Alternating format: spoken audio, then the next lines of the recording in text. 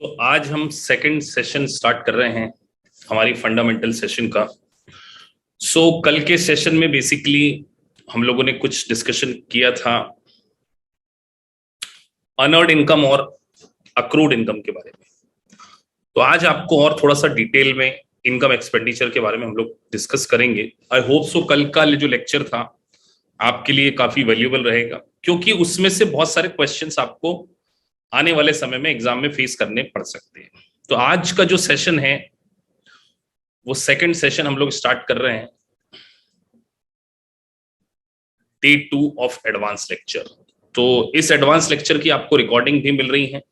अभी आप लोगों को एक सेपरेट एलएमएस में पोर्टल में ऐड कर दिया जाएगा, जहां आप इसको अच्छे से सीक्वेंस वाइज आपको मिल जाएगी। तो डे 2 में बेसिकली हम जो बात कर रहे हैं, कल हमने बात करी अनअर्न्ड इनकम के बारे में, अनअर्न्ड इनकम और अक्रूड इनकम के बारे में, कि सर अक्रूड इनकम का ट्रीटमेंट के रिस्पेक्ट में हमने डिस्कशन किया था। तो अक्रूड इनकम,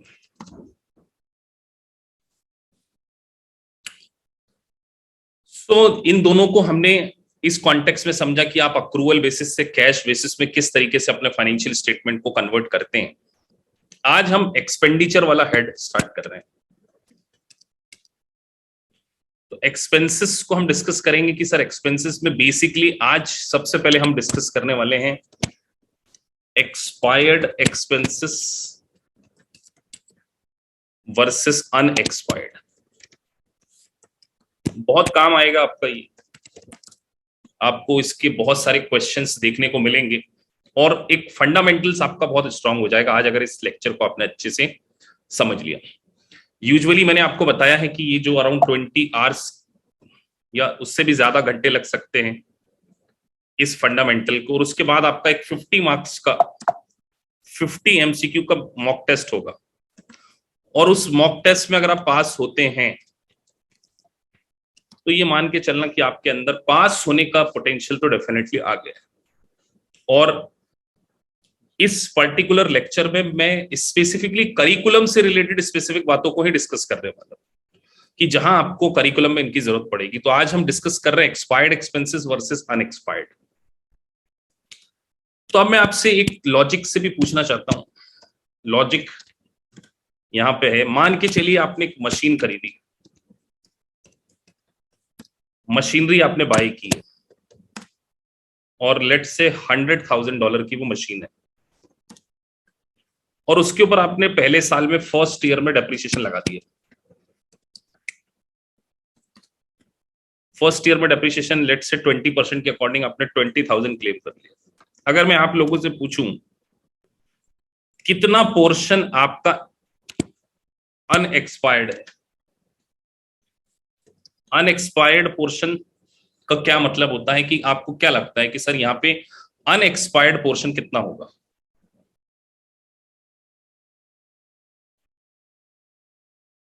तो सर अनएक्सपायर्ड पोर्शन अगर हम देखें तो अनएक्सपायर्ड और एक्सपायर्ड का सबसे बड़ा डिफरेंस है कि जिसका बेनिफिट आप करंट फाइनेंशियल ईयर में ले चुके हैं, जिसका बेनिफिट, जिस एक्सपेंडिचर का बेनिफिट आप करंट फाइनेंशियल ईयर में ले चुके हैं। अगर मान के चलिए ये 2022 की बात कर रहे हैं हम, तो इसका मतलब आपने 20,000 का डेप्रिसिएशन क्लेम कर लिया, तो अनएक्सपायर्ड पोर्शन बचा 80,000 और एक्सपायर्ड कितना हो गया? एक्सपायर्ड हो गया 20,000। तो दो बातें आपको ध्यान रखनी है कि एक्सपायर्ड पोर्शन वो होता है जिसको कि आप इनकम एक्सपेंडिचर में डेबिट कर देते हैं, जिसका बेनिफिट आपको करंट ईयर में मिलता है, उसको हम बोलते हैं एक्सपायर्ड। तो इसको हम कहां डालते हैं? हमारे सिंपल अगर बात करें तो प्रॉफिट एंड लॉस अकाउंट में इसको हम डेबिट करते हैं। लेकिन मैंने आपको प्रीवियस लेक्चर में बताया है कि यहाँ पे profit and loss account word नहीं, इनकम स्टेटमेंट वर्ड यूज करेंगे यूएस गैप के लिए। तो सर 80,000 बैलेंस शीट की आइटम है, क्योंकि अब इसका बेनिफिट आप आने वाले समय में लेंगे, फ्यूचर में आप क्या करेंगे? 80,000 का डेप्रिसिएशन। तो ऐसे एक्सपेंडिचर जिसका बेनिफिट आपको फॉलोइंग ईयर्स में मिलने वाला, फर्दर मिलने वाला हो, उस प्रकार के एक्सपेंडिचर को हम क्या बोलते हैं सर? अनएक्सपायर्ड, जिसका बेनिफिट आप सब्सिक्वेंटली लेने वाले हो और जिसका बेनिफिट आपने करंट फाइनेंशियल ईयर में ही ऑब्टेन कर लिया, that is called expired expenditure. अब एक और कॉन्सेप्ट, एग्जाम्पल बहुत सारे हैं इसके। मान के चलिए आपने गुड्स बाय किया है, आपने लेट से 1,50,000 का गुड्स बाय किया, 1,50,000 का गुड्स बाय किया। आउट ऑफ दैट आपने 70% गुड्स को सोल्ड आउट कर लिया। मैं कुछ कॉन्सेप्ट आपको समझाऊंगा, इसलिए छोटे छोटे एग्जांपल ले रहे हैं हम लोग, कि हमने इसमें से 70% गुड्स को सोल्ड आउट कर दिया है, ठीक है सर। और जो 70% गुड्स बेचा है वो 20% प्रॉफिट ऑन कॉस्ट पे बेचा है। 70% गुड्स हमने किस पे बेचा है? 70% गुड्स जो हमने बेचा है वो 20% प्रॉफिट ऑन कॉस्ट बेचा है। चलिए आप लोगों को एक मौका देते हैं, आप मुझे पहले तो सेल्स बताइए कितनी है, यहाँ पे कितना फिगर सेल्स है, और सेल्स कितनी है हमारी, सेल्स बताना है आपको, प्रॉफिट बताना है और सीओजीएस बताना है। ये तीन चीजें हम समझने वाले हैं। आज का ये लेक्चर बहुत इंपॉर्टेंट है। तो अगर हम देखें तो हमने क्या बोला, 70% goods sold out, it 20% profit on cost. Language पे ध्यान दीजिए, what I am saying that 70% goods sold out, और हमने जो प्रॉफिट बुक किया है वो 20% ऑन कॉस्ट। सबसे पहले हम क्या करें, इस 1,50,000 का क्या निकालें, 70%, तो वो तो हमारी सीओजीएस हो गई। तो 1,50,000 का कितना परसेंट बोल रहे हैं सर आप? 70%। 1,05,000 इज योर सीओजीएस, और इसके ऊपर 20% प्रॉफिट, तो 1,05,000 का 20%, 21,000। इसका मतलब हमारी सेल्स कितनी होगी? 1,26,000। तो बताइए क्लोजिंग स्टॉक कितना बचा है मेरे पास, क्योंकि हम बहुत सारी चीजों का एनालिसिस करेंगे इसमें। क्लोजिंग स्टॉक कितना है सर? ऑब्वियस सी बात है, 1,50,000 का 70% आपने सोल्ड आउट किया है, तो 30% आपके पास क्या है, पड़ा हुआ होगा। 1,50,000 का कितना परसेंट बोल रहे हैं हम? 1,50,000 का 30%, 0.30, 45,000 इज योर क्लोजिंग स्टॉक। अब अगर आपसे इसमें कोई पूछे कि सर हमारा एक्सपायर्ड एक्सपेंडिचर कितना है और अनएक्सपायर्ड एक्सपेंडिचर कितना है, तो आपको आंसर देना है, आपको इस बात का आंसर देना है चैट बॉक्स में लिख के कि सर कितना पोर्शन हमारा एक्सपायर्ड होगा और कितना पोर्शन अनएक्सपायर्ड होगा। ये सामने डेटा है आपकी। आज बहुत सारा टेक्निकल एनालिसिस किया जाएगा।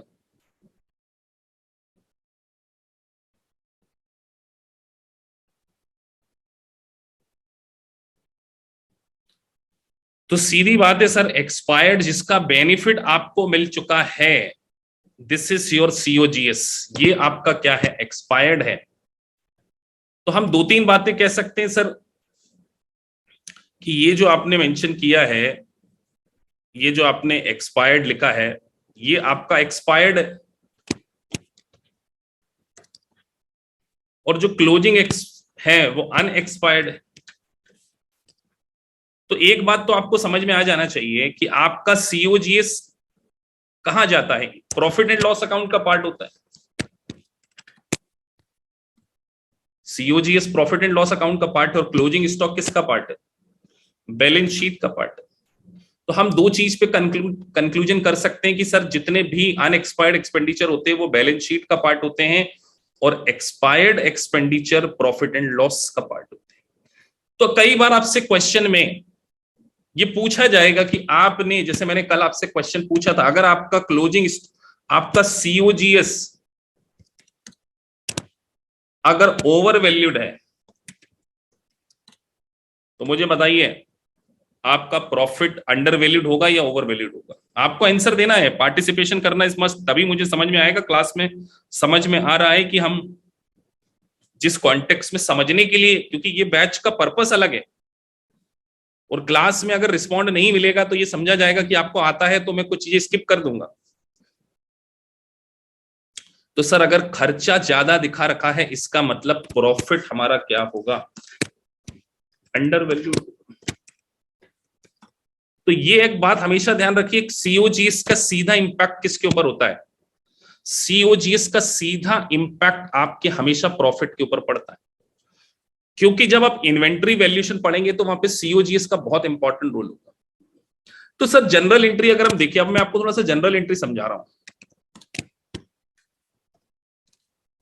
आप गुड्स खरीद के लेकर आते हैं, तो जनरल एंट्री आप क्या करें, गुड्स लिख लें या परचेस लिख लें? तो अभी हम गुड्स लिख रहे हैं, यूएस गैप के अकॉर्डिंग अभी हमने गुड्स अकाउंट डेबिट कर दिया टू अकाउंट्स पेबल, क्योंकि सिमुलेशंस और केस स्टडी में कई बार आपको क्वेश्चंस ऐसे करने पड़ सकते हैं।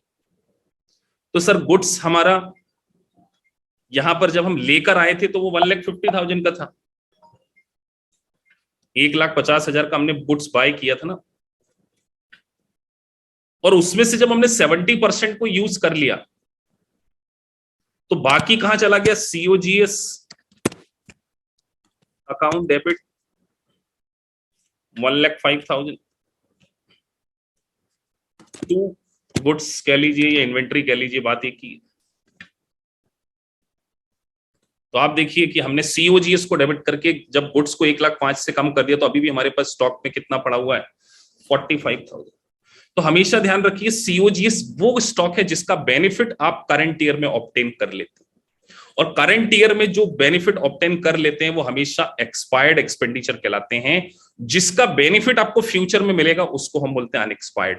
तो हमारे इस क्वेश्चन में अगर आपसे एमसीक्यू में कभी पूछा जाए एक्सपायर्ड पोर्शन कितना है, तो 1,05,000 is your expired portion and 45,000 your unexpired portion. तो ऐसे एक्सपेंडिचर जिसका बेनिफिट हम फ्यूचर में ले लेते हैं।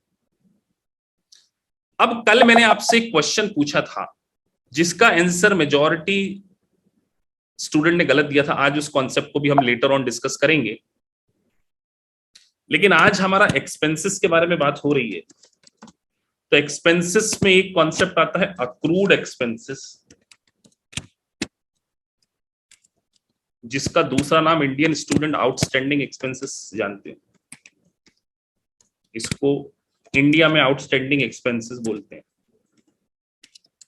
चलिए अगर मैं आपसे पूछूं ये असेट है, लायबिलिटी है, इनकम है, एक्सपेंडिचर है, सभी बच्चे इस बात का आंसर मुझे देंगे। मैं एक्सपेक्ट कर रहा हूं जितने क्लास में बैठे हैं, मेरे को क्लास के बच्चों का लेवल समझना है, इसीलिए ये बेसिक्स क्लासेस में लेता हूं, लेवल आपका अंडरस्टैंड करना है। इस बात को भी सोचने में अगर किसी स्टूडेंट को टाइम लग रहा है तो बहुत ही दिक्कत वाली बात होने वाली है कि अक्रूड एक्सपेंसेस को सोचने में कि सर ये आउटस्टैंडिंग है कि क्या है, लायबिलिटी है, एसेट है, क्या है, ये तो पता होना चाहिए। कितने क्लास में ऐसे बच्चे बैठे हैं, मेरे को समझना जरूरी है लेवल।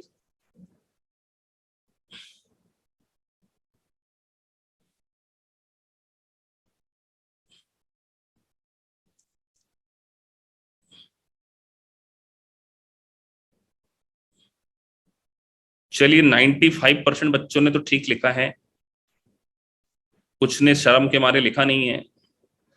तो अक्रूड एक्सपेंसेस मतलब करंट लायबिलिटी, ये क्या होता है?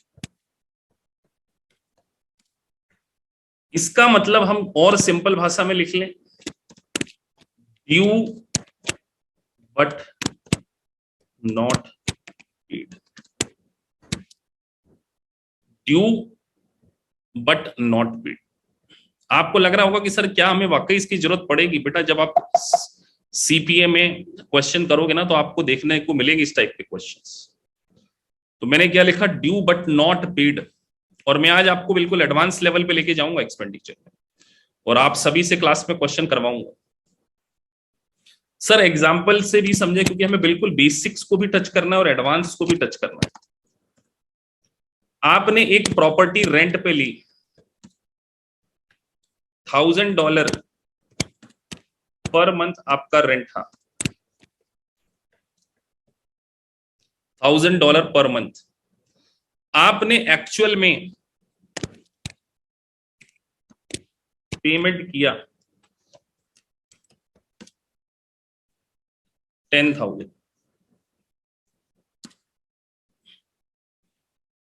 आपने प्रॉपर्टी 1 जनवरी को ही किराए पे ले ली थी सर, 1 जनवरी को आपने।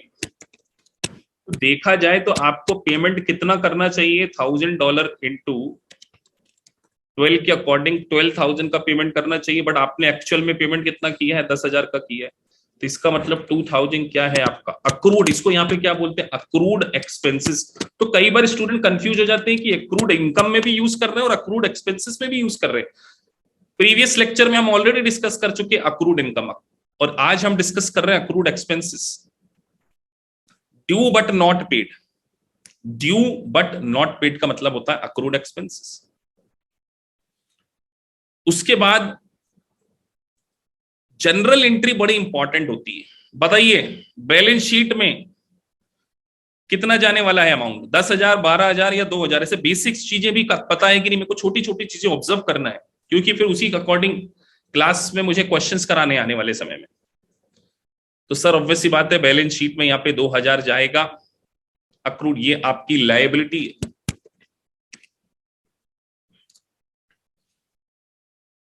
तो मुझे बताइए, अब मैं आपसे एक एग्जाम का क्वेश्चन पूछने जा रहा हूं। अब मैं देखना चाहता हूं कि आप एग्जाम के क्वेश्चन को, अगर मान के चलिए हम इस 2,000 रुपए को रिकॉर्ड करना भूल जाए, ओमिशन हो जाए हमसे, हम केवल जितना पेमेंट ही किया है, तो उसके कारण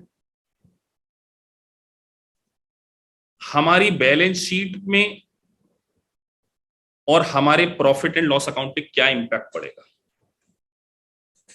impact if we omitted to make the provision of unpaid liability, exam का question, impact on your financial statement. बताइए फाइनेंशियल स्टेटमेंट में अगर मैं इस 2,000 को रिकॉर्ड करना भूल जाऊं, तो इंपैक्ट ऑन फाइनेंशियल स्टेटमेंट आपको बताना है, सोच के लिखना है।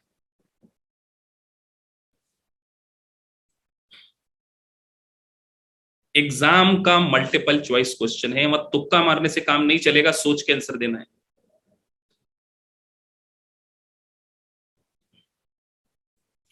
मैंने पूछा है फाइनेंशियल स्टेटमेंट के ऊपर इंपैक्ट पूछा है, तो सर सीधी बात है, अगर आपने इस 2,000 रुपए के अक्रूड एक्सपेंसेस को रिकॉर्ड नहीं किया, इट मींस दैट आपकी लायबिलिटी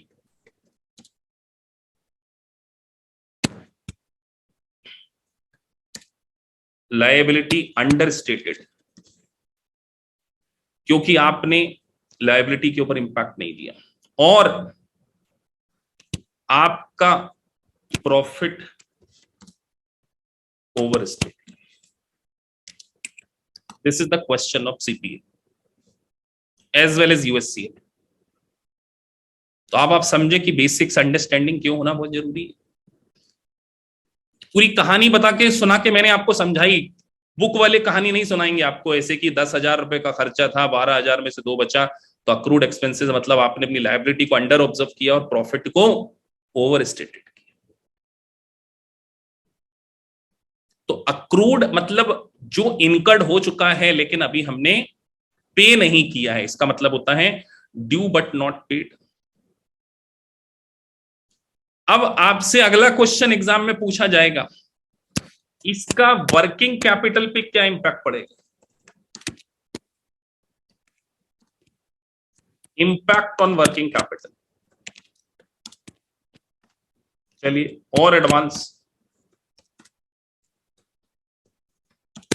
तो वर्किंग कैपिटल का फॉर्मूला सबको पता होना चाहिए थोड़ा बहुत, तो किसको वर्किंग कैपिटल का फॉर्मूला क्या होता है बताइए।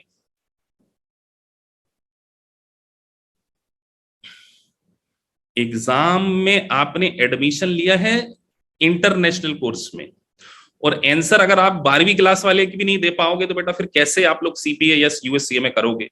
मैं डरा नहीं रहा हूं, मैं तो बताने के लिए बैठा हूं, मैं तो बताऊंगा, लेकिन मैं चाहता हूं कि क्लास में अपने हिसाब से पार्टिसिपेट। तो सर वर्किंग कैपिटल का मतलब होता है CA, current assets minus current liability,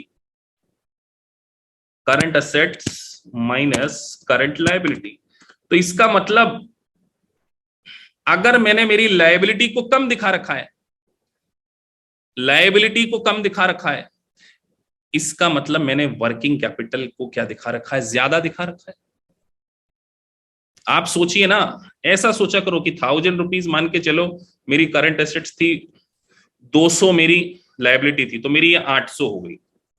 अब अगर मैं अपनी लायबिलिटी को जानबूझ के अंडर वैल्यूड कर लूं, 200 की जगह मैं 150 लिख लूं, तो ये कितना आ जाएगा, 850। तो बताइए 50 से क्या आ रही है मेरी WC। Welcome to international course. सोचिए इस एक कॉन्सेप्ट से हमने क्या क्या चीज सीख ली। क्या आप ऐसा सोच पा रहे थे? क्या आप ऐसा लिखकर दिमाग लगा सकते हैं कि अच्छा सर आपने देखो 1000 माइनस 200 किया 800 और इधर 1000 माइनस 150 किया 850। तो आप क्लियर बोल रहे हैं कि सर अगर हम सही लिखते तो हमारी वर्किंग कैपिटल 800 आनी थी, बट क्योंकि हमने गलत लिखा तो हमारी वर्किंग कैपिटल 850। इसका मतलब हमारी वर्किंग कैपिटल को हम क्या दिखा रहे हैं, ओवर दिखा रहे हैं।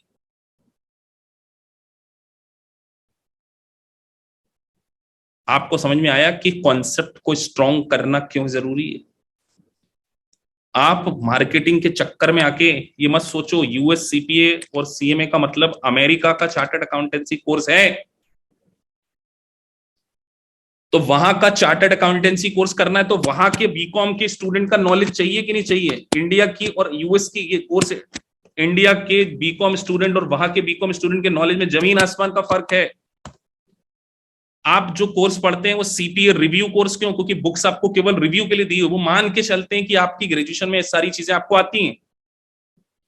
इसीलिए मैं आपको बार बार जगाने की कोशिश करता हूं कि आपको सोचना पड़ेगा इम्पैक्ट। सोचिए हम एक छोटे से कॉन्सेप्ट के ऊपर, प्रॉफिट के ऊपर भी सोच लिए, लायबिलिटी के ऊपर भी सोच लिए, वर्किंग कैपिटल, सीधे क्वेश्चन एग्जाम में आ जाएगा इम्पैक्ट ऑन वर्किंग कैपिटल। अभी शुरुआत हुई है। तो अभी हमने सिर्फ ये समझा क्रूड एक्सपेंसेस का मतलब ड्यू बट नॉट पेड या इनकर्ड बट नॉट पेड। तो ये तो करंट ईयर की बात हुई थी। इसका इंपैक्ट हमने सीखा कि सर इसका इंपैक्ट वर्किंग कैपिटल पे क्या होता है, एक्सपायर्ड और अनएक्सपायर्ड। अगला कॉन्सेप्ट जो हमारा है प्रीपेड। चलिए प्रीपेड आपका एक्सपायर्ड कहलाएगा या अनएक्सपायर्ड कहलाएगा अगर आपसे पूछा जाए तो? प्रीपेड एक्सपेंडिचर इज एक्सपायर्ड और अनएक्सपायर्ड। आंसर देना है, उंगलियां चलना चाहिए कीबोर्ड पे, नींद लेकर क्लास ना पढ़ें।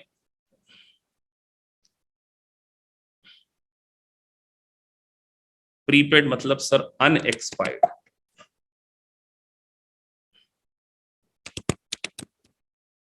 बहुत सारे क्वेश्चन आपको देखने को मिलेंगे इंश्योरेंस प्रीपेड के ऊपर सीपीए की जब बुक्स पढ़ेंगे, या यूएस सीएमए में भी फाइनेंशियल पहले यूनिट में, फर्स्ट पार्ट की पहले यूनिट में आपको इसके ऊपर क्वेश्चन मिल जाएंगे। अब मैं आपसे पूछता हूं, हमारा फाइनेंशियल ईयर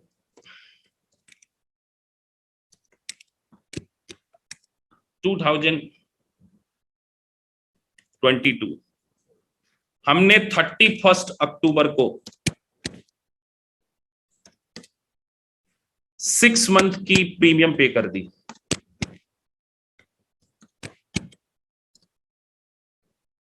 और प्रीमियम है 1200 रुपए पर मंथ के हिसाब से।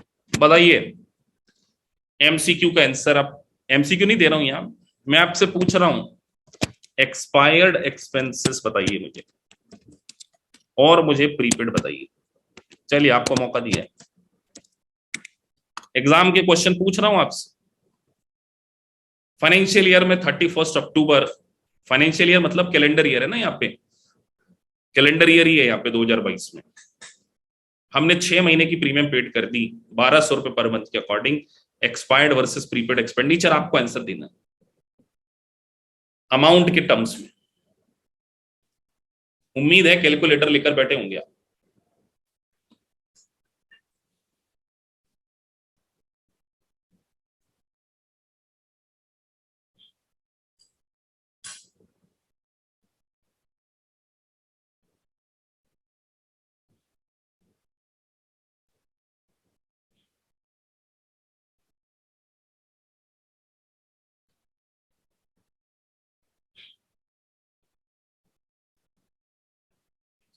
3 प्रकार के आंसर आ गए। साफ लिखा है 31 अक्टूबर। 31 अक्टूबर मतलब महीने खत्म हो गया, तो नवंबर और दिसंबर। तो सर 2 महीने का खर्चा यहां पे आ गया 2400 रुपए। कई 3600 डाल दिए, वो अक्टूबर से काउंट कर लिए, पहले अक्टूबर से। और 6 महीने हैं, तो 6 महीने का लिखा है मैंने यहाँ पे, 6 मंथ की लिखी हुई है। तो बाकी जब 2 महीना इधर कवर हो गया, नवंबर और दिसंबर, तो 4 महीने इधर खत्म होगा, तो 4800। क्या इसमें भी हमको सोचना पड़ेगा? तो 3600 लिख रहे हैं कुछ, तो ये 2400 आपका तो अभी हमने कल जो सीखा था कन्वर्जन ऑफ कैश टू, अब ये जो कंसेप्ट है ये किसमें लगता है? अक्रूवल कॉन्सेप्ट है ये, accrual basis of accounting.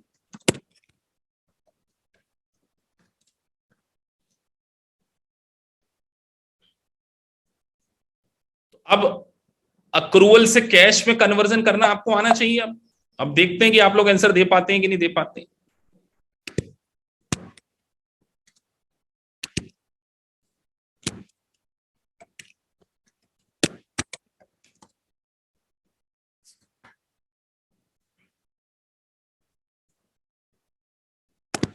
Opening prepaid 4000, closing, जानबूझ के आंसर नहीं लिख रहा हूं नीचे, ताकि आप लोग कैलकुलेट करें। Opening outstanding 1500, closing outstanding 2000। चलिए बताइए अक्रूवल बेसिस पे मुझे खर्चा कितना बुक करना है? आपको मौका दिए, आराम से 1-2 मिनट लीजिए, कोई जल्दी नहीं है हमें।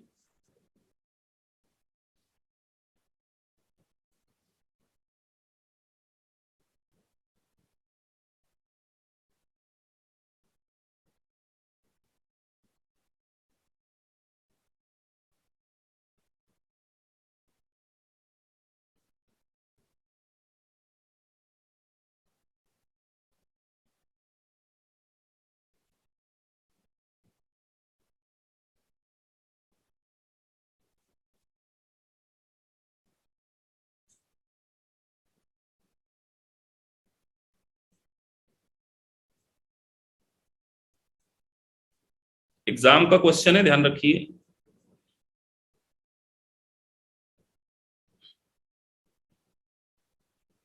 और जिनका नाम यूजर है वो अपना नाम पहले चेंज करें, कौन क्लास में बैठा है मुझे नाम पता चलना चाहिए, क्योंकि कुछ बच्चे ट्रायल के लिए भी आते हैं। तो प्लीज अपना नाम से ही जुड़े, क्योंकि अगली मीटिंग में पासवर्ड चेंज हो जाएगा, तो अपने काउंसलर से आप नंबर ले लेना।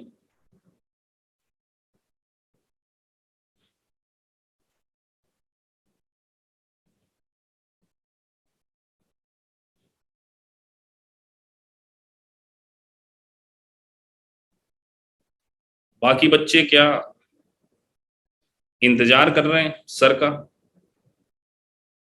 सही गलत इंपॉर्टेंट नहीं है, अप्रोच एफर्ट करना भी जरूरी है लिमिटेड टाइम में। और कल का लेक्चर तो यूट्यूब पे डाल दिया है, कुछ लेक्चर यूट्यूब पे डल जाएंगे, बाकी एलएमएस में आएंगे, तो वहां से भी आप देख सकते हैं। कुछ डलेंगे यूट्यूब में, पूरा नहीं डलेंगे।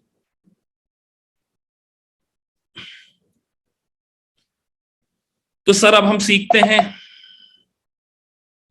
कैश बेसिस से कन्वर्ट करना। तो कैश बेसिस एक्सपेंसेस हमें क्वेश्चन में दिए हैं 75,000। अब देखते हैं opening prepaid, last year prepaid कर दिया था। लास्ट ईयर ओपनिंग मतलब पिछला साल, बता चुका हूं। ओपनिंग प्रीपेड मतलब पिछले साल पे करा था, खर्चा इस साल का है, पर कैश में तो आ नहीं रहा होगा ना, पिछले साल ही पे कर दिया है।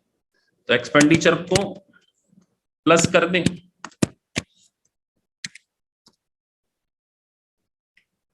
4,000। सर क्लोजिंग प्रीपेड अब होगा तो लेस, वो तो क्लियर है, पर लॉजिक से सोचिए, इस साल पे किया मतलब इसमें जुड़ा हुआ है, करंट ईयर में पेमेंट किया अगले साल के लिए, खर्चा इस साल का बुक करना है तो लेस,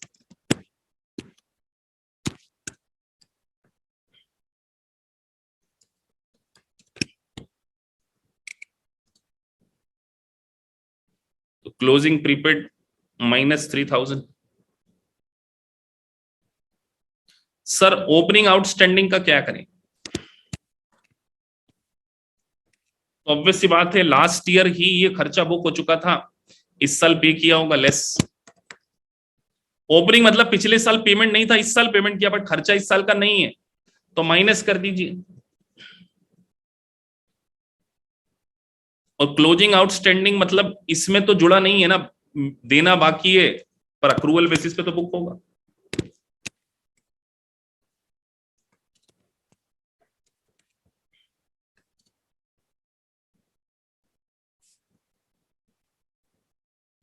तो 75 और 4 79, 79 में से 3 गए, 76, 76 में से 1500 और गए, 74 500 plus 2000, 76 500 is the correct answer. This is your accrual basis expenditure.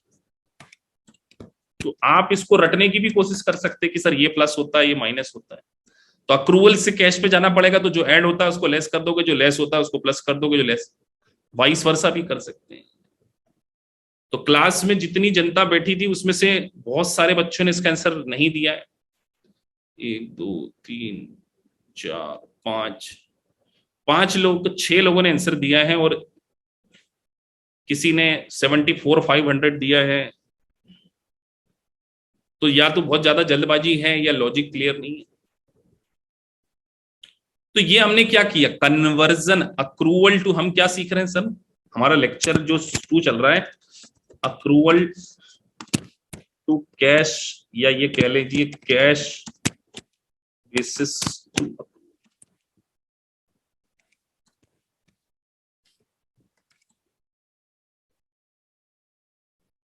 यही है कैश और अक्रूवल के बीच में, और कुछ भी नहीं है कन्वर्जन में, एक्सपेंडिचर इनकम।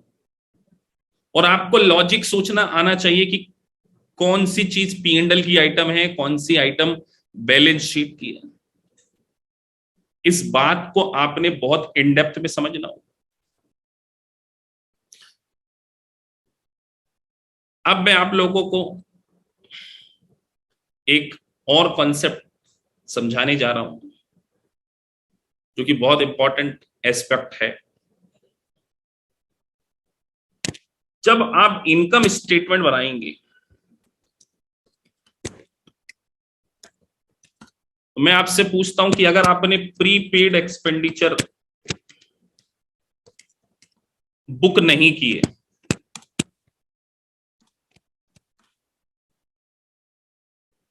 आपसे प्रीपेड एक्सपेंडिचर बुकिंग नहीं होती, आपसे मिस्टेक हो जाती है, आप उसको करंट ईयर में ही चार्ज कर देते हैं, बताइए इंपैक्ट ऑन फाइनेंशियल स्टेटमेंट। जो हमारे क्वेश्चन में 24 4800 आपने एग्जांपल दिया था ना,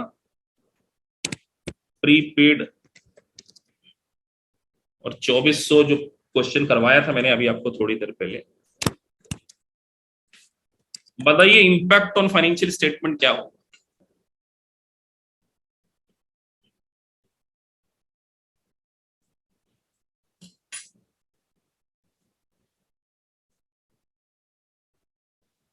इंपैक्ट ऑन फाइनेंशियल स्टेटमेंट देखना चाह रहा हूं कितने बच्चे इसका आंसर देते हैं।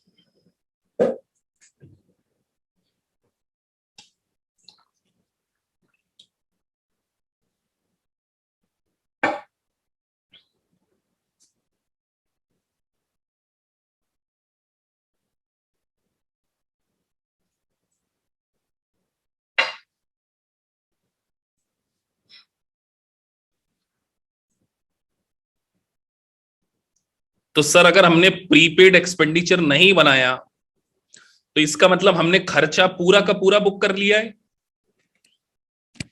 1200 इंटू 6 के हिसाब से। तो अगर हमने खर्चा बुक कर लिया है 7200, जबकि हमें बुक करना चाहिए था 2400, तो इसका मतलब हमारा ये अंडर वैल्यूड है, इनकम स्टेटमेंट हमारा खर्चा ज्यादा बुक हो गया ना, खर्चा ज्यादा बुक हो गया मतलब प्रॉफिट कम हो गया, तो इनकम क्या हो गई, अंडर वैल्यूड हो गई सर। और क्या ये करंट लायबिलिटी है? कुछ बच्चे P and L over valued लिख रहे हैं। अरे बेटा खर्चा, खर्चा प्रीपेड नहीं बनाया मतलब खर्चा 7200 मान लिया ना, 7200, जबकि खर्चा तो 2400 है। तो खर्चा 2400 की जगह 7200 मान लिया, इसका मतलब प्रॉफिट कम कर दिया, तो प्रॉफिट अंडर वैल्यूड हो गया ना। और सर प्रीपेड नहीं बनाया इसका मतलब करंट एसेट्स भी आपने क्या कर लिया है। लायबिलिटी कहां से, कई बच्चे लायबिलिटी लिख रहे हैं, बताओ बाप रे बाप। रात भर रामायण पढ़ी और सीता जी राम की कौन थी, बोले वो तो उनकी पड़ोसन थी, ऐसी बात आप कर रहे हैं। करंट लायबिलिटी कहां से आ जाएगी यहाँ पे प्रीपेड एक्सपेंडिचर में? करंट एसेट्स, प्रीपेड क्या है, करंट एसेट्स, ये तो पता होना चाहिए। कुछ बच्चे करंट लायबिलिटी लिख रहे हैं, गलत बात है। तो ये करंट एसेट्स भी क्या हो गई, अंडर वैल्यू। तो sir current asset under valued हो गई मतलब वर्किंग कैपिटल हमने क्या दिखा दी होगी, कम दिखा दी होगी, करंट एसेट्स कम लिखी।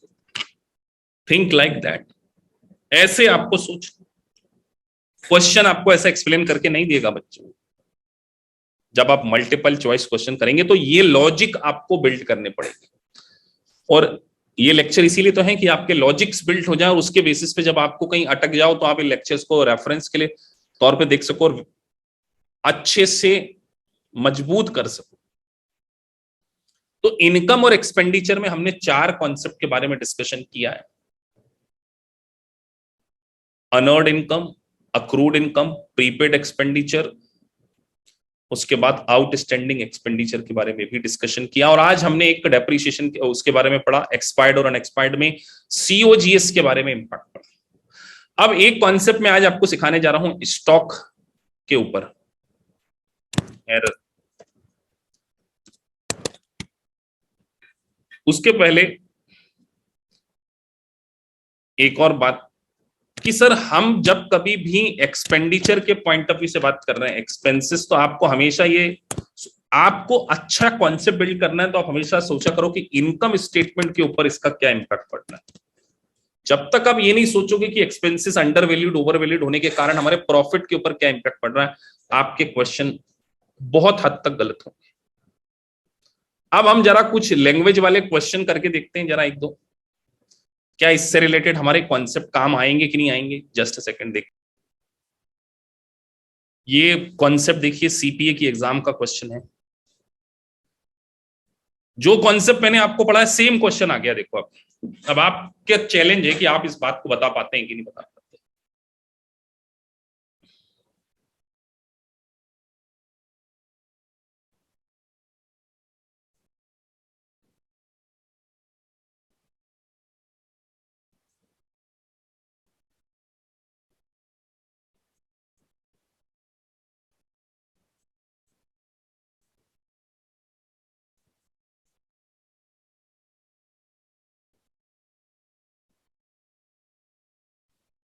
मैंने जानबूझ के पॉज नहीं किया ताकि मैं इस रिकॉर्डेड वीडियो में बोल सकूं कि आप कितना समय लेते हैं क्वेश्चन को सॉल्व करने में।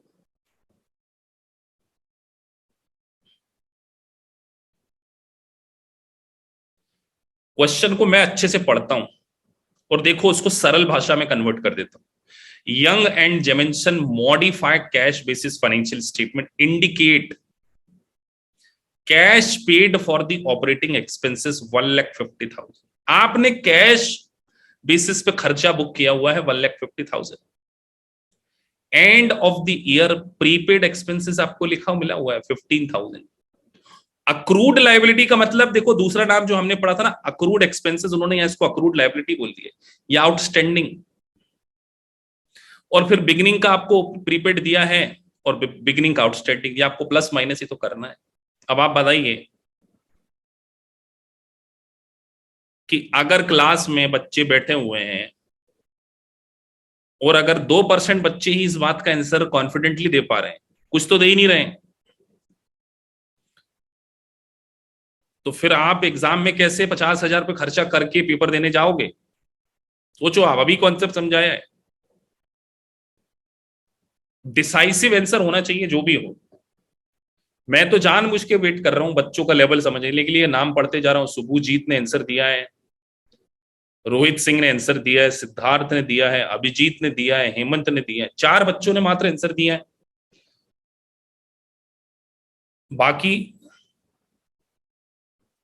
ज्योति ने आंसर दिया है।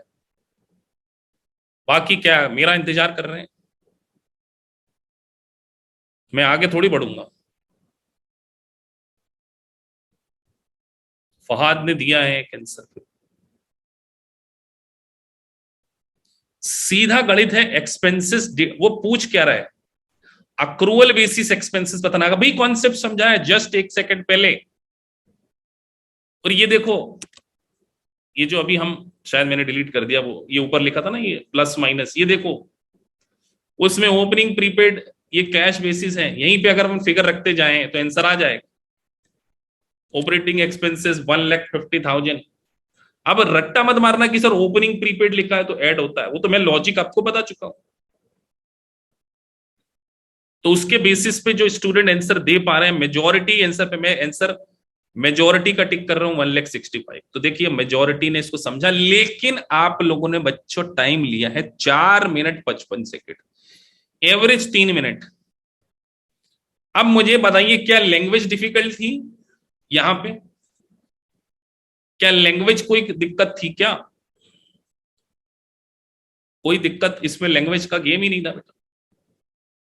तो अगर 20% बच्चे इस बात का आंसर दे पा रहे हैं, 80% जनता इस बात के इस सिंपल से क्वेश्चन का आंसर देने में डर रही है, तो क्यों डर रही है मेरे को तो समझ से बाहर है। फिर इतना डिटेल हिंदुस्तान की कोई कोचिंग क्लास नहीं पढ़ाती है, मैं आपको बोल के चैलेंज के साथ कह रहा हूं।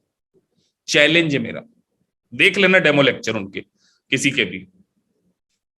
इतना डिटेल एक एक लाइन मैंने आपको इस कॉन्सेप्ट की बताई, और उसके बावजूद आप लोगों ने आंसर नहीं दिया, तो थोड़ा सा आप लोगों को काम करना पड़ेगा। अगर आप पास होने की कोशिश कर रहे हैं तो समय चल रहा है, 5 मिनट 4 मिनट 3 मिनट अगर आप एक इस प्रकार के क्वेश्चन में लेते हैं, तो एग्जाम में 2-3 घंटे में कैसे करोगे? फिर कोई जरूरी तो नहीं कि ये इसी टाइप के क्वेश्चन आएंगे।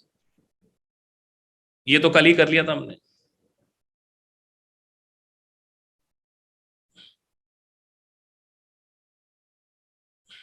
चलिए एक क्वेश्चन और है आप लोगों के सामने।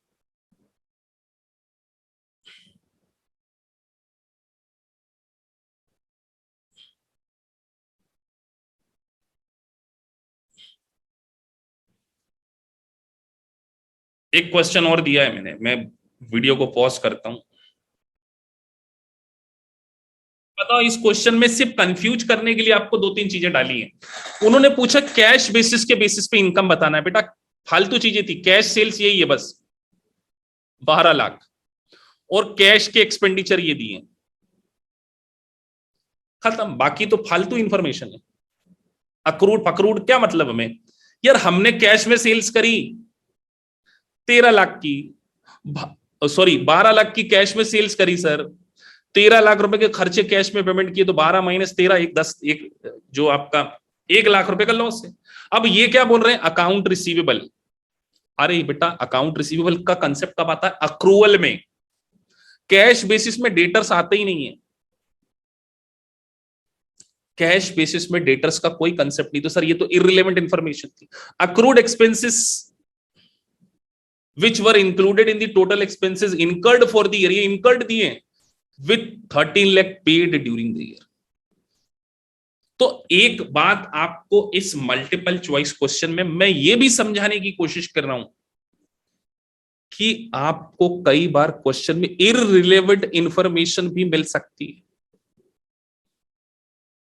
आपको रिलेवेंट, आपके कॉन्सेप्ट क्लियर होना चाहिए कि अकाउंट रिसीवेबल, तो इसका मतलब सर आज हमने एक बात सीखी कि सर अकाउंट्स रिसीवेबल का कोई कॉन्सेप्ट कैश बेसिस पे नहीं होगा।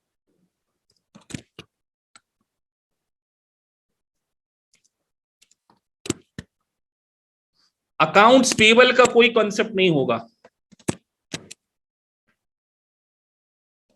बताइए स्टॉक आएगा क्या कैश बेसिस में? मैं आपसे पूछ रहा हूं, स्टॉक का भी कोई कंसेप्ट नहीं होगा। कैश बेसिस में केवल जो कैश में पेमेंट किया और जो कैश में receipt, depreciation is non, depreciation का भी कोई कॉन्सेप्ट नहीं होगा। अब मैं आपसे एक छोटा सा क्वेश्चन और पूछता हूं, यहां पे लॉजिक बिल्ड करना है, मैं आपके लॉजिक बिल्ड करने के लिए क्लास दे रहा हूं। मान के चलिए आपको इनकम हुई 5 लाख की कैश में,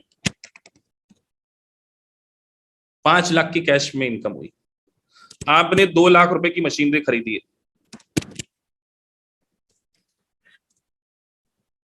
2 लाख रुपए की कैश पेड फॉर मशीनरी,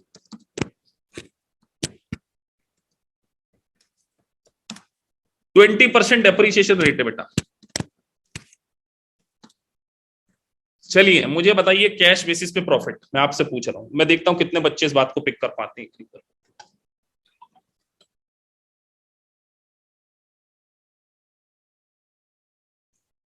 बताइए कैश बेसिस पे नेट प्रॉफिट।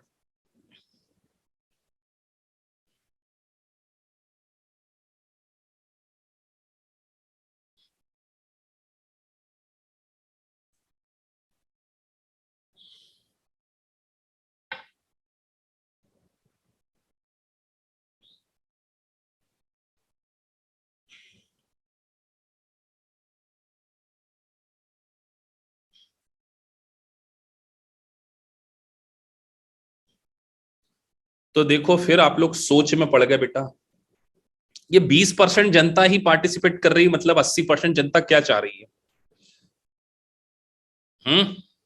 शर्मा रहे हैं? अभी बताया बेटा, डेप्रीशिएशन नहीं, जितना मशीनरी के लिए खर्चा किया वो माइनस करके 3 लाख प्रॉफिट दिखा दो।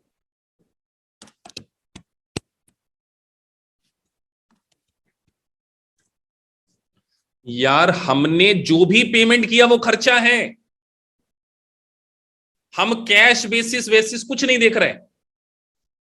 सर इनकम 5 लाख की हमको कैश में इनकम हुई, 2 लाख रुपए की मशीनरी खरीदी, 3 लाख रुपए प्रॉफिट, क्योंकि मशीनरी कैपिटल है तो आने वाले समय में डेप्रीशिएशन वो तो अक्रूवल में कॉन्सेप्ट है, तो सीधे 3 लाख रुपए का हम एक्सपेंडिचर उसी ईयर में क्लेम कर लेंगे, क्योंकि हम हमारी बुक्स में एसेट को भी रिकॉर्ड नहीं करते, हमारी बुक्स में डेप्रीशिएशन को हम कैश बेसिस, मतलब जो आया वो इनकम, जो पे किया वो खर्च। चलिए एक क्वेश्चन और आपसे बना के पूछते, कॉन्सेप्ट बिल्ड करना, मैं अभी भी देखना चाह रहा हूं कि आप अक्रूवल को समझे हैं कि नहीं समझे।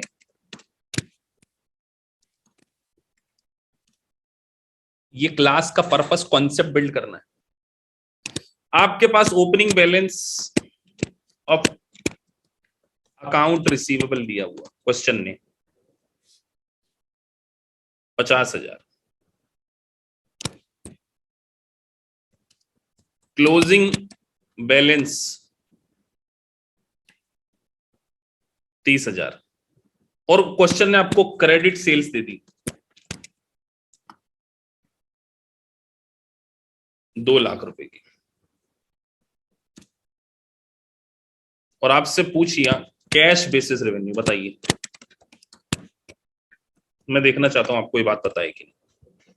अगेन 2 मिनट, एग्जाम के क्वेश्चन है, मजाक नहीं कर रहा हूं मैं, ये संडे के दिन।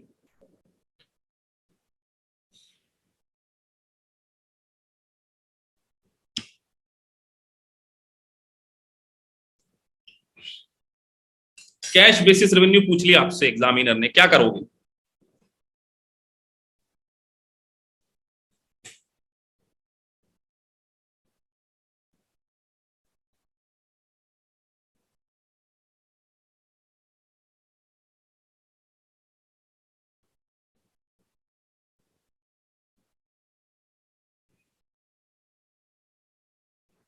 अभी भी 20% जनता ही पार्टिसिपेट कर रही है, पूरे आंसर नहीं आ रहे हैं।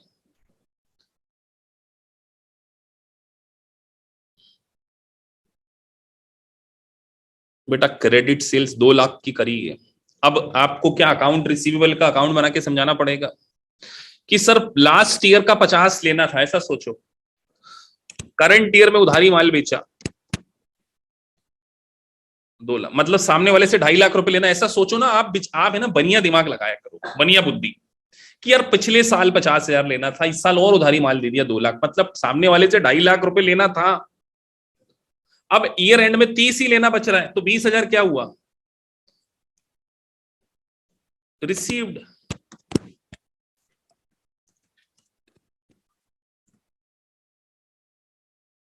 तो ये रिसीव्ड हुआ, यही क्या है? कैश बेसिस की इनकम। सिंपल सा गणित लगाया, 2,20,000 रिसीव्ड हुआ, ये हमारी क्या है? Cash basis revenue. एग्जाम में क्वेश्चन है ऐसे, ऐसे ही क्वेश्चन है, लेकिन सीपीए में ऐसा मान के चलते हैं कि आपको पहले से आता है, और मेरे को पढ़ाने के दौरान ये बच्चों को पता चल चुका है कि बच्चों को ये चीजें नहीं आती, इसीलिए मैं ये एग्जांपल समझा देता हूं। चलिए सर, अगर आपसे इसी क्वेश्चन में पूछा होता अक्रूवल बेसिस पे रेवेन्यू क्या है, क्या बोलते? 30 सेकंड के अंदर आंसर आना चाहिए। अक्रूवल बेसिस की इनकम कितनी होगी सर यहां पर?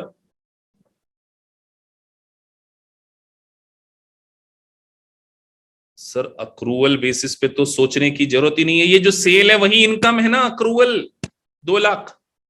इसमें भी कई सोच रहे हैं। अक्रूवल बेसिस का क्या मतलब हुआ? जो करंट ईयर में सेल करी हमने, क्रेडिट सेल्स यही तो है। वो मैंने आपको क्वेश्चन में कहीं कैश सेल्स तो दी नहीं है ना, कहां दी कैश सेल्स? यही क्रेडिट सेल है। अब अगर मैं यहां पे डाल देता कैश सेल्स 40,000 रुपए, चलो अब मुझे बताइए कैश बेसिस पे मेरी रेवेन्यू कितनी है? इसी क्वेश्चन में कैश बेसिस पे रेवेन्यू इमीडिएटली, बगैर दिमाग, कैश बेसिस इनकम। मैं देखना चाहता हूं कितने बच्चे इस बात का आंसर गलत देते हैं। सही देने वाले के लिए कोई तारीफ नहीं है, लेकिन गलत देने के लिए करेक्ट का अप्रिसिएशन नहीं मिलेगा। मैं आपसे पूछ रहा हूं कैश बेसिस रेवेन्यू इस क्वेश्चन में बताइए। मैंने आपको क्रेडिट सेल्स दे दी, कैश सेल्स भी दे दी है, क्लोजिंग बैलेंस दे दिया, ओपनिंग बैलेंस दे दिया, आपसे पूछा कैश बेसिस रेवेन्यू। अरे सर सीधा गणित है, ये रिसीव्ड हुआ, ये कैश बेसिस पे plus 40, 2,60,000 is your cash basis revenue.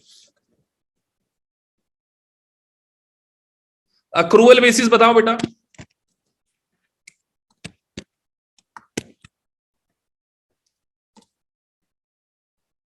और भी सरल है सर, अक्रूवल बेसिस रेवेन्यू। चलिए मैं देखना चाहता हूं आपको इतना भी पता है कि नहीं कि अक्रूवल बेसिस।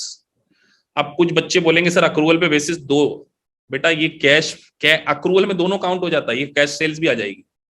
तो 40 plus 20, 2,40,000।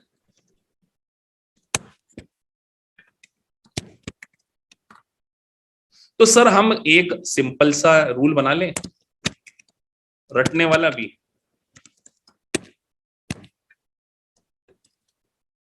Cash basis revenue is equal to collection from customer plus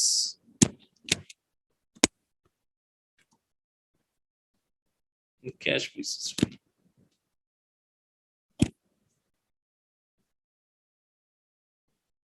याद रख लो, ये एग्जाम में ऐसे क्वेश्चन देखने को मिल सकते हैं।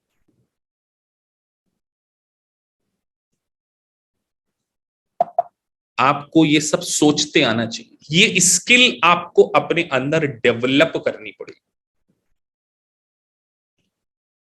और अभी आपने 2 क्वेश्चन करके देखे ना, इंटरप्रिटेशन कैसे करना पड़ेगा आपको। अब ये क्वेश्चन हमने पूरा कंसेप्ट चीर दिया, पता है। ये हमारी अप्रोच रहने वाली आने वाले समय में, कि आपको एक प्री डिसाइडेड टाइम पे कि आज हम इस चैप्टर के क्वेश्चन करने वाले, पहले सारे कॉन्सेप्ट बिल्ड हो जाएंगे आपके। तो cash basis revenue is equal to collection from customer plus cash sales, ये आपका कहलाएगा। अब मैं आपसे एक और क्वेश्चन पूछ लेता हूं।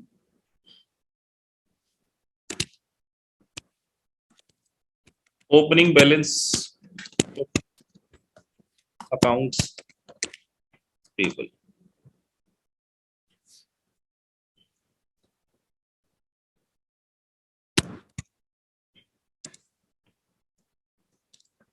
क्लोजिंग बैलेंस ऑफ अकाउंट्स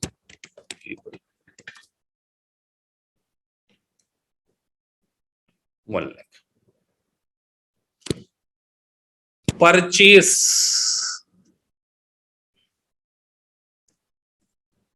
दे रखी है आपको,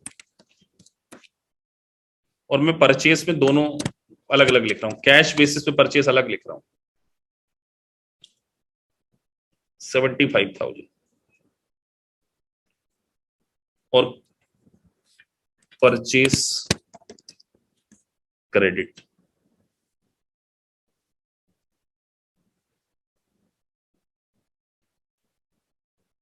3 लाख। मुझे बताइए अक्रूवल बेसिस पे एक्सपेंडिचर कितना बुक करूंगा?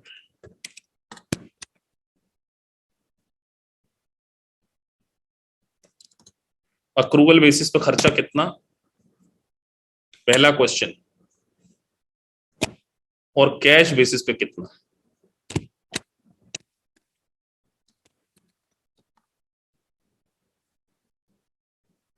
ये दो आपके लिए छोटे से चैलेंज हैं। आपके कॉन्सेप्ट अगर क्लियर हो गए तो आपको 1 मिनट के ऊपर नहीं लगना चाहिए।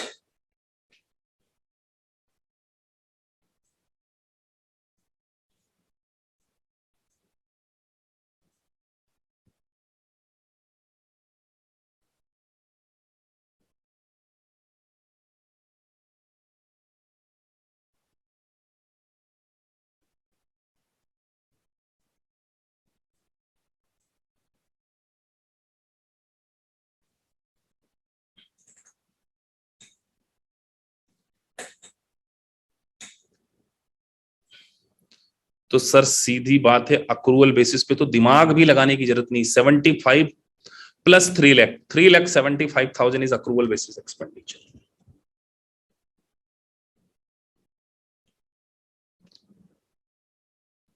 अब अक्रूवल बेसिस पे तो सर सीधा गणित, अक्रूवल बेसिस में दोनों आएगी, ध्यान रखना, ये केवल इसको परचेस और कैश। अब सर सप्लायर का बैलेंस निकाल लेते हैं, सप्लायर को कितना पेमेंट किया है, दैट इज मैटर। तो सर ओपनिंग लास्ट ईयर का 75 देना था, प्लस करंट ईयर में और उधारी खरीद लिया, 3 लाख रुपए का माल खरीदा, तो टोटल हमें देखा जाए तो 3,75,000 देना चाहिए, बट क्लोजिंग तो 1 ही लाख बता रहे हो आप। इसका मतलब इसमें से अगर माइनस कर दें 375 में से 1 लाख, तो इसका मतलब हमने उनको 275,000 का क्या कर दिया है, पेड टू सप्लायर। तो अगर 275 पेड टू सप्लायर है और कैश में परचेस 75 है, तो 3,50,000 इज योर कैश बेसिस। अब किसी ने आंसर दिया है, एक बच्चे ने दिया है कि कैश बेसिस पे कितना एक्सपेंडिचर। हमने बोला सर सीधा गणित आप ऐसा लगाओ ना, दिमाग, ओपनिंग 75 थे, 3 लाख का और माल खरीदा, तो उधारी में खरीदा ना, उधारी वाला जोड़ा हमने, कैश वाला क्यों नहीं जोड़ा, क्योंकि वो तो सप्लायर अकाउंट में आता ही नहीं है ना, इससे उधारी खरीदी, वो तो कैश में खरीदी है। तो 3 लाख प्लस 75, 375, और एक बचा हुआ बैलेंस, इसका मतलब 270 पे कर दिया, तो 270 पे कर दिया है, और कैश परचेस कितनी थी 75, तो 275 plus 75 is equal to 3,50,000 is your cash basis. तो इसका मतलब सर हम एक्सपेंसेस में बात करें, supplier payment plus cash purchase. अब आपको थोड़ा सा 11th क्लास जैसे समझा दूं, अकाउंट्स पेबल का अकाउंट बना के, कभी कंफ्यूज हो जाओ तो ऐसे अकाउंट बना लिया करो। By balance, sir credit balance होता है सप्लायर का, ओपनिंग कितना बैलेंस दिया है, ओपनिंग देखो 75, तो क्रेडिट साइड लिखा 75, इतना लेजर टी शेप लेजर सीखा होगा ना, 75, इधर closing balance to balance 1 lakh, और परचेस करी तो क्रेडिट साइड आएगी ना, क्योंकि purchase account debit to accounts payable. अब मुझे शर्मिंदा मत करो कि मैं आपको 11th क्लास भी समझाना शुरू कर दूं। तो परचेस क्रेडिट वाली 3 लाख, तो 375 माइनस 1 लाख, तो इसका मतलब कैश पेमेंट हो गया उनको कितना, 375 माइनस 1 लाख 2,75,000, और 275 प्लस 75 की कैश, तो 3,70,000 है ना। 275 और 75 385 होते हैं ना, जोड़ के देख लेना है कि यार मेरा मैथ्स थोड़ा सा वीक हो सकता है, और लाइव क्लास है तो कई बार 350 और कैश बेस। तो इस तरीके से आपको सोचना पड़ेगा। इसीलिए मैं बोल रहा हूं सीपीए और यूएससीएमए की एग्जाम, आप मेरे वीडियोस कभी यूट्यूब पे सुनेंगे ना, मैं बोलता हूं you should be very technically strong. जब तक आप इस टेक्निक को नहीं सीखेंगे, एग्जाम में यही मल्टीपल चॉइस क्वेश्चन बच्चों ये पूछेंगे, how much expenditure on the basis of payment, थोड़ी सी लैंग्वेज कंफ्यूज डाल देंगे, और ऐसा कुछ नहीं है उसमें। तो अगर हम ये जो डिस्कस कर रहे हैं, आपको बार बार मैं यही बोलने की कोशिश कर रहा हूं कि आपको फंडामेंटल के ऊपर काम करना है। अगर आप फंडामेंटल के ऊपर काम करोगे तो ये चैप्टर ही आपका खत्म हो गया। तो ये आपके लिए एक प्रकार से एसेट है। ये जो वीडियो रिकॉर्डिंग आपको मिल रही है ना, ये रिकॉर्डिंग चल रही है, ये आपको इसको दोबारा देखने के बाद अपने कॉन्सेप्ट को बिल्ड करना है, आपके दिमाग में लॉजिक्स पूरे क्लियर हो जाना चाहिए, और फिर आपको लैंग्वेज के ऊपर कैसे काम करना है, क्वेश्चंस करके। और अब हम आगे लाइव क्लास में बहुत सारे मल्टीपल चॉइस क्वेश्चन करेंगे, जैसे आज हमने 2 क्वेश्चन किए, क्योंकि ये तो हमारी सेकंड क्लास है केवल। तो इस तरीके से आपकी सारी क्लास आने वाले समय में होने वाली है।